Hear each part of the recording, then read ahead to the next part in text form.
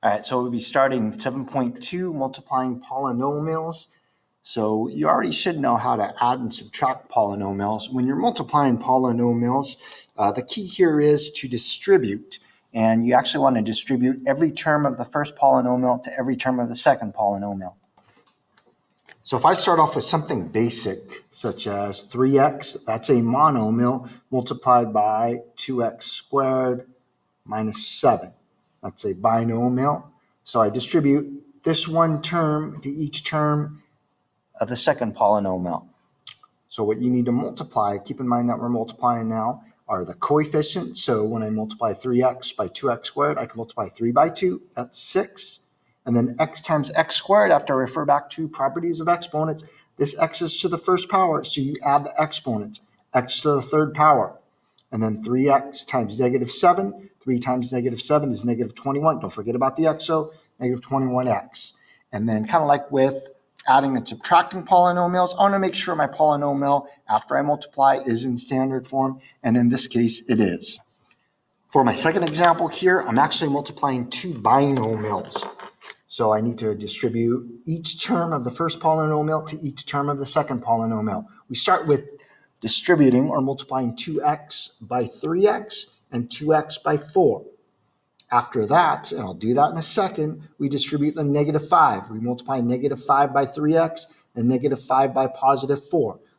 So the first two terms I multiply together, 2x times 3x. 2 times 3 is 6, and then x times x is x squared. Then 2x times positive 4.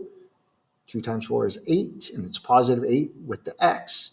Now we distribute the negative 5. Negative 5 times 3x is negative 15x, and then negative 5 times 4 is negative 20. Besides doing that, if you did all that, great. If you understood and followed all that, great. But we want to simplify if possible, even though we're just multiplying polynomials. What that also implies, besides putting your polynomial into standard form, is to make sure that you simplify the polynomial. And to simplify it, you want to see if you can combine like terms. If you notice, these two middle terms right here are like terms. Okay, the 6x squared can't be changed. There's no other like term with that, so it just stays the same. But then 8x minus 15x is negative 7x. And then the last term is minus 20. So after you multiply, always see if you can simplify. And then specifically, because we're multiplying two binomials together here, we could use a specific method. That method is called the FOIL method. Be careful though, you can only use the FOIL method when you're multiplying two binomials together. If I'm multiplying anything else, like a binomial by a trinomial, I can't use the FOIL method.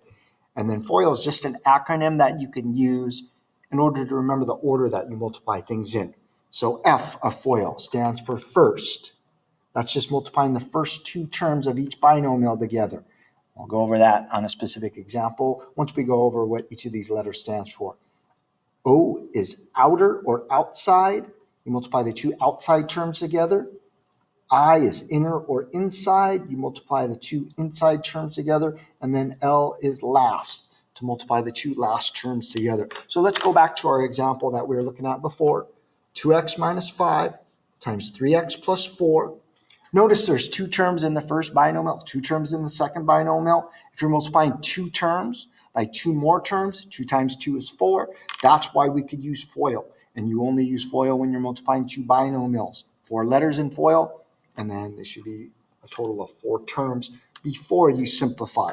But F of FOIL is multiplying the first two terms of each binomial together. This is the first term of the first binomial. This is the first term of the second binomial. So this right here is actually F of FOIL. I'm just not going to write out the full word. It's written out right here. And then O, or outside, you look at the outside terms of each of the binomials. 2x is not only the first term of the first binomial, it's an outside term. And so is 4. 4 is an outside term. So right here, this is O of FOIL. Two outside terms together, and then negative 5 and 3x are the two inside terms, so that's I of FOIL, and then negative 5 and positive 4 are the last terms of each binomial, so that's L of FOIL. I'm just not going to redo the problem. You could look above right here. This is actually F, or first of FOIL, outside, inside, and last of FOIL. But again, and I know I'll keep saying it, you can only use FOIL if you're multiplying two binomials together.